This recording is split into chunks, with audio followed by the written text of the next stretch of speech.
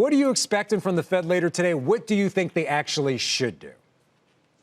Well, what I think should happen is not necessarily the same as what I think will happen at 2 p.m. I think the Fed should just hit the pause button and see how things wash out in a couple of months. But I think they will actually raise by 25 basis points and just restate their commitment to fighting inflation above all else, because their mandate is really taken until enough things break and inflation falls in line. And frankly, not enough things have broken yet just because a few banks have faltered a little bit. And so that said, the reason I say we should see a pause is because a 25 basis points hike isn't going to cure inflation on its own right this moment. So I don't see what's wrong with, just hitting the pause button and waiting until May. Hopefully by then we'll have much more clarity on how stable the banking system is or isn't. And we'll also have more clarity on whether there's additional fallout or contagion affecting any other sectors, such as maybe real estate or autos, for example. All right, you're emphasizing clarity right now, but any concerns that a pause would send a mixed message to the markets and actually confuse people about where the country is right now and where we are when it comes to this whole banking crisis?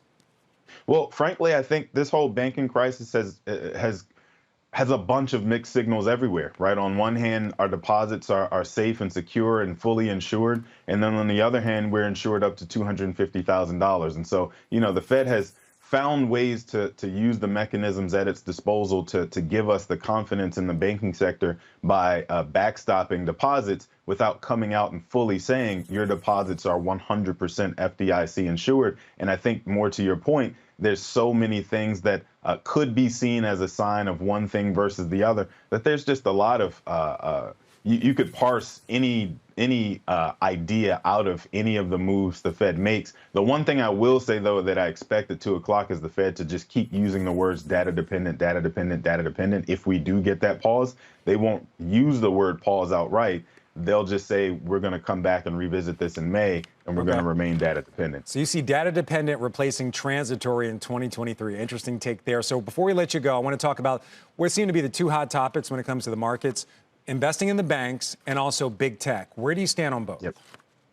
Yeah, so I don't think it's time to go investing in bank stocks just yet. I think there will definitely be some better opportunities down the line simply because we just don't know how much concentration risk there it still is at certain banks. We also just don't know how many other banks hold paper of their fellow banks that are what we would call a zombie company, right, any other time. So I don't think that it's necessarily the time to go dumpster diving and buying banks. Just because they're down 50% doesn't mean they're necessarily a bargain. I do also think that the rotation into tech is kind of obvious if you just consider that companies like a Microsoft or Apple don't necessarily need to borrow for their operations to continue, nor do they need to borrow to grow right now. They have enough cash on their balance sheet that they can fund their operations for years to come. And so I do think it makes perfect sense that this rotation into tech has happened. And I think it's the only positive S&P sector right now.